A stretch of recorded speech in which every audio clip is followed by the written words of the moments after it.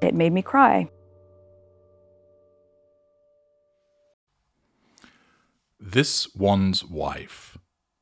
The rebrand doesn't cut it. Hello, I'm H.G. Tudor. You'll recall some time ago that This One's Wife provided an interview to The Cut magazine. There was the bizarre picture, and of course, this was where she decided that she would try and convey things not through actually speaking in sentences, for once, not utilising word salad or fridge magnet platitudes, but instead she tried to convey it via a sound. And of course, she confused guttural and visceral, demonstrating that she's not particularly bright. At first it appeared that The Cut was giving a good old brown nosing to This One's Wife, but thereafter a subtle analysis of the interview and report demonstrated that it was actually taking the piss, something that This One's Wife eventually cottoned onto, and apparently it led to the dismissal of the relevant journalist. But what's The Cut's view of This One's Wife now? Is it supportive? Are they sceptical? Well, there's only one way to find out, because Claire Lampen, editor and writer, has provided her observations about what's up with This One's Wife and Harry's big rebrand. Is this going to be lashings of positive fuel or another dose of challenge fuel for This One's Wife? Like so many enterprising freelancers, Prince Harry and This One's Wife recently updated their website for the new calendar year, managing the facade, debuting a sleek URL, Sussex.com. In several respects, the royal blue and cream colour palette, the use of crests, the new landing page resembles that of SussexRoyal.com, the site the couple was obligated to ditch 4 years ago when they renounced their roles as working royals, and with it, their right to brand themselves as such. Instead, they soldiered forward with an exciting normie pivot under the ambiguous umbrella of Archwell, the name for their charity/media conglomerate. Now, however, what used to be the Archwell website roots back to Sussex.com, where the couple appear to be reintroducing themselves under a familiar framework. This One's Wife, according to the lengthy About Me section linked on the homepage, is not Markle, but the Duchess of Sussex. The couple now have an office to speak for them, grandiosity, language that evokes media machinations of the palace they left. Their children are apparently going by the surname Sussex now. In short, they are leaning heavily on their titles, packaging themselves not as a pair of go-getting media mogul celebs, but as royals who work.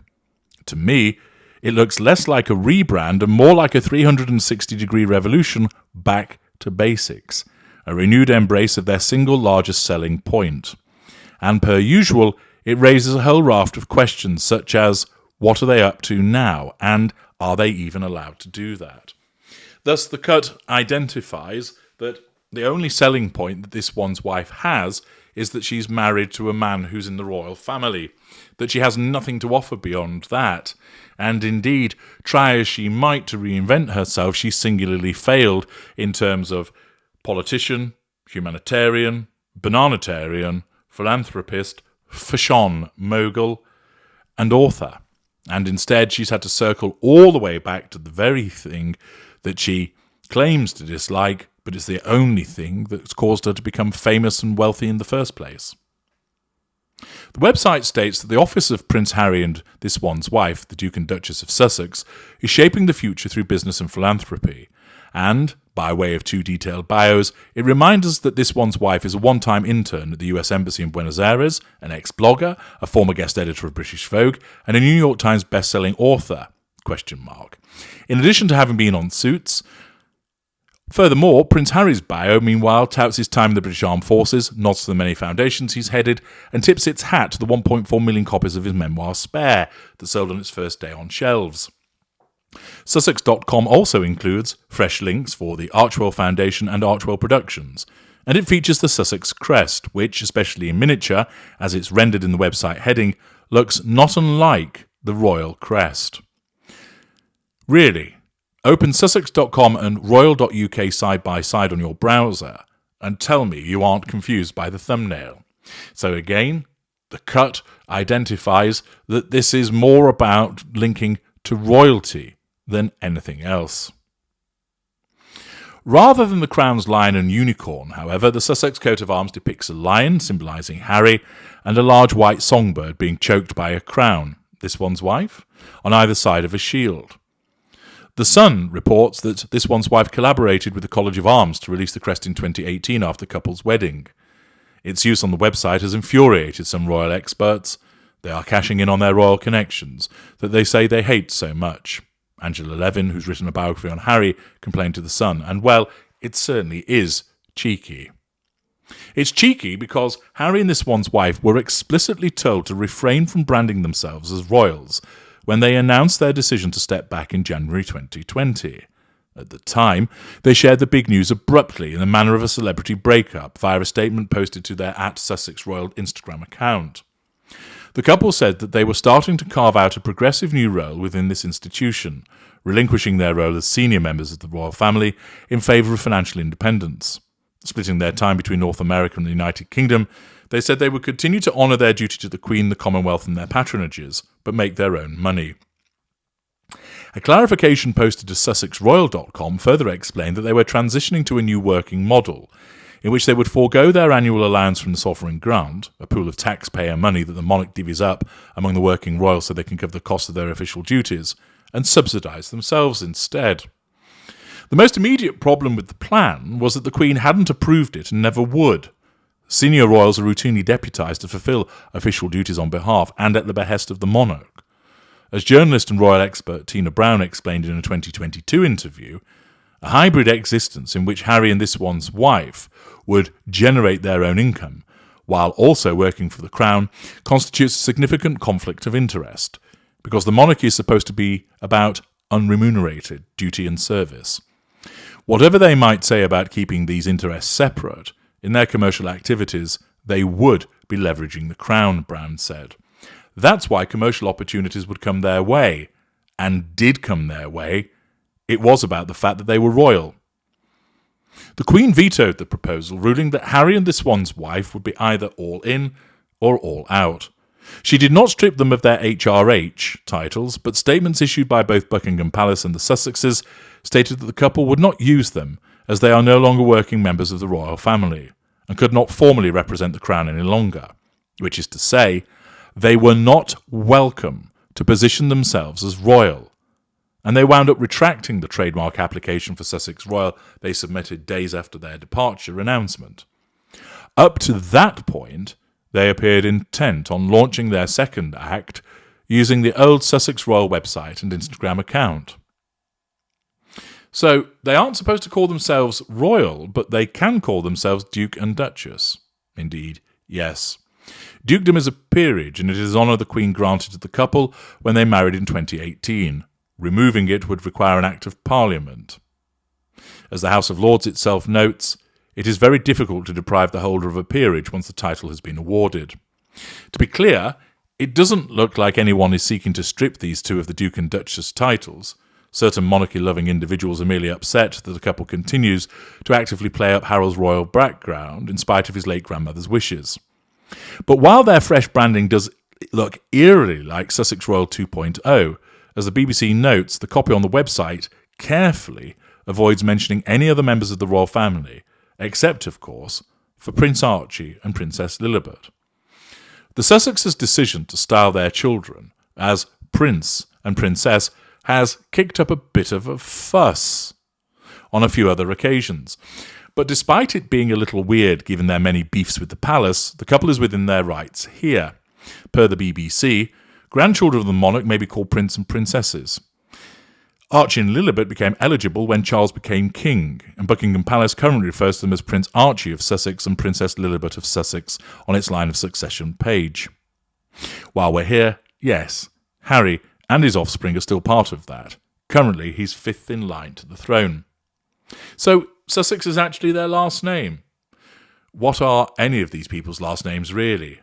Mountbatten Windsor technically, but royals of this rank don't seem to use it.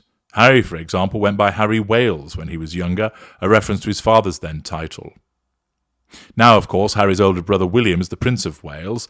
His children go informally by George Wales, Charlotte Wales and Louis Wales in settings that require a last name like school. Before that, they went by Cambridge, in line with William's then dukedom.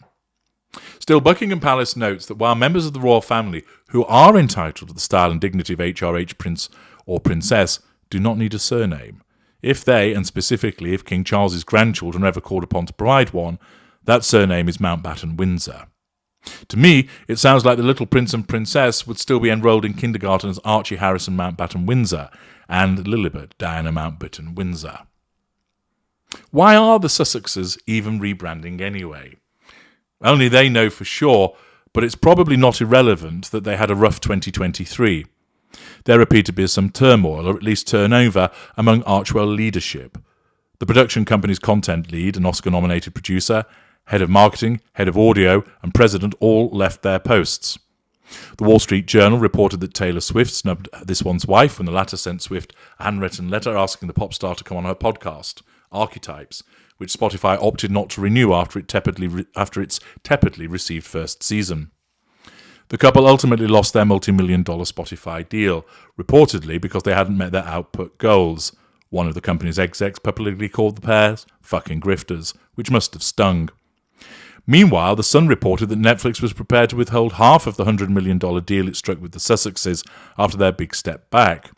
Although the duo's six-part docuseries Harry and This One's Wife revealed very little in the way of new information, it broke streaming records for the platform. But subsequent projects, a series about various influential figures, and a series about Harry's Invictus Games failed to find their audience. In the end, however, Netflix didn't actually renege, and the pair apparently have a number of scripted and non-scripted projects in the pipeline. But on top of all of that, the Sussexes became embroiled in an exceedingly suspicious high-speed chase through Manhattan and found themselves the subject of tabloid divorce rumours last summer. Bad PR all round.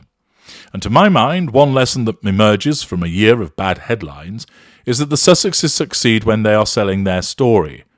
The royal connection is their most valuable asset, the reason they get media deals, and the reason for their celebrity. Why wouldn't they lean into it? A fair appraisal there from the cut, but it demonstrates one thing. The only thing that matters in relation to This One's Wife and Harry is the fact of their royal connection. Without it, they are absolutely nothing.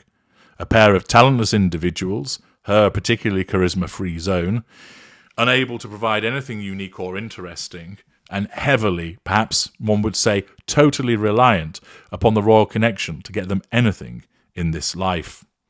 A tenuous state of affairs, particularly when William will come to the throne. Such a suggestion, of course, would be rejected by This One's Wife because her narcissism tells her that she's brilliant and talented, and that actually it's the royal family that are lucky to have her involved and not the other way around. She will completely reject any suggestion that she's wholly reliant upon them. She believes that she's perfectly able to forge her own path, despite the evidence proving to the contrary. But when has the evidence ever got in the way of the mind of This One's Wife? I'm H.G. Tudor. Thank you for listening.